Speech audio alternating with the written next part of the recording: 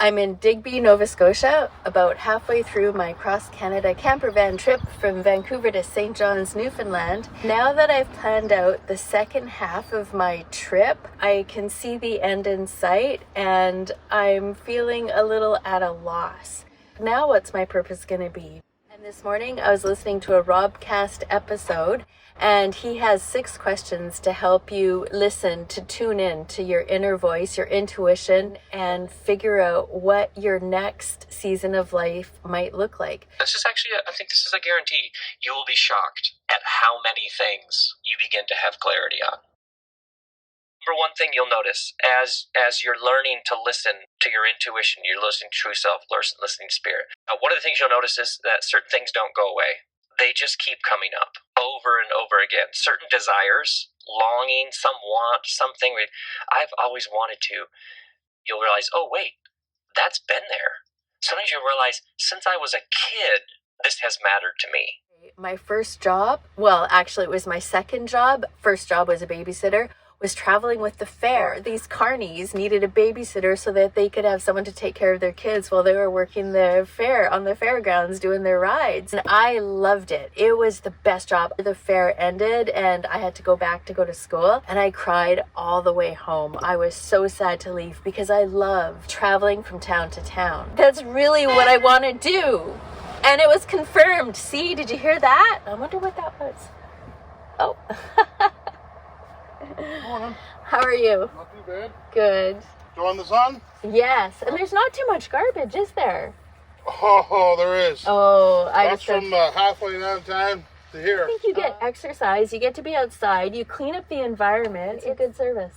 Yeah, it's not bad. I do a lot of mowing and whipping and water main breaks and sewer breaks and whatever else, but this is the easiest part of the job. Yeah. And you get to talk to people. Yeah, I'd say you can talk to people, meet people. Yeah, move around.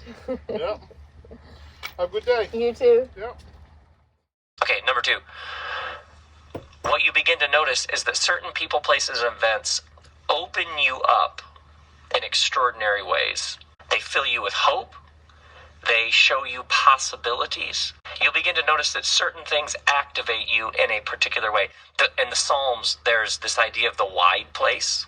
In ancient Hebrew thought, there is the narrow, suffocating, claustrophobic, trapped feeling. You know what I'm talking about, right? But then there is this thing that happens when you move from a narrow, cramped place to a wide place where there's room to breathe, room to spread your wings. The you that is you, that is you, that is deeper than everything else, wants to be in a wide place. And the hardest thing to do is to start to disconnect or withdraw from people that you've spent a lot of time with, who you are realizing are not helping you, and you're not helping them grow forward or be more loving, kind, compassionate, generous people either. In short, you're not good for each other. And if you're not good for each other, you're not in a wide, open, happy, abundant space. Part of creating a new life purpose is recognizing and being able to stand up and say, it's time for this season of my life to end and a new season to begin. Okay. Third, and this one is huge, what you'll notice when you begin to listen to you is that you begin to get guidance on the next step. And the next step will usually have some sort of cost. But whatever the cost is, it's something you'll gladly bear. When you are in the flow of who you are, when you are pursuing who you are here to be, when you are looking for the next right thing, it'll generally involve some leap, some breaking open, some body broken and blood poured out. It'll take something. People might not understand that. Yep. I might lose some money. Yep. I might lose some sleep. Yep. And that's actually why I made my last video about living with people's disapproval.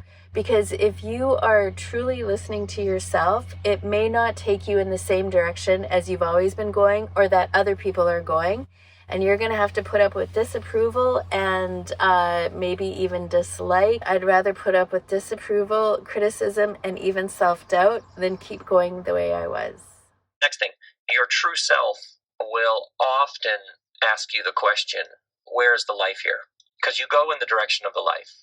You go where the life is taking you. When were you most alive? Okay, what did those moments look like? What were the patterns? What were the truths? Now going forward, which one of these possible options going forward reminds you of those? because then you should probably take that path. Here's one I love. Your soul, your essence, your spirit, your true self wants to participate. Participation is the language of the universe. Participation is different than winning, success, making a lot of money. It's different than people getting it, approval, validation. So what does participation look like for you? It doesn't have to be anything public like making videos or writing blog posts.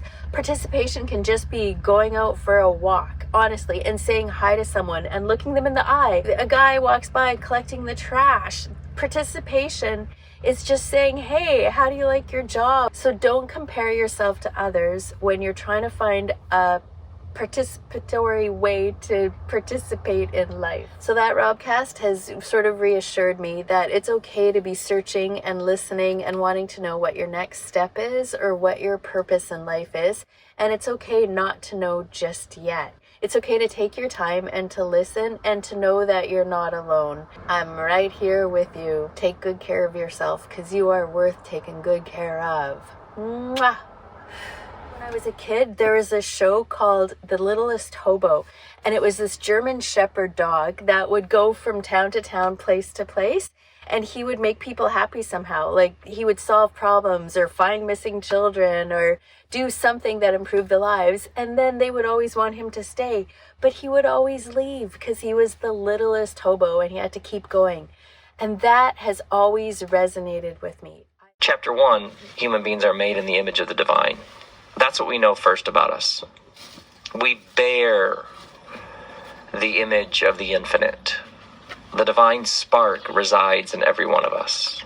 So yes, of course, we have tremendous capacity to make a mess of things and wander way off the path, obviously. But that's later. And if you start the story in the wrong place, well, of course, then the story isn't going to be a very interesting story. You start story in the beginning. The beginning is what is deepest within you, what is truest within you, what is first about you is goodness, favor, blessing, and the divine image which you bear before anything else. So when you pause and you listen, we're not listening for all of the little ways we can make a mess of things, which are sort of floating around the surface. We're listening for that which is deeper, earlier, truer, and more authentic. Yeah, more foundational, more bedrock. How's that feel? Or like in the Jesus tradition, especially in the mystic tradition, the Gospel of John, which is a very mystical book, which is why people, the moderns often misread it. But John chapter 14, Christ in you, you and me and I in you. They talk about Christ in you. And by Christ, we mean the animating energy of the universe, the glue that's held it all together. That's a very New Testament idea. So this is a thing everybody from all traditions and backgrounds have been witnessing to. The fact that the universal life force that surges through all things in people, including you and me. Christ in you and you in the Christ. All people having a deep inner Christ wisdom.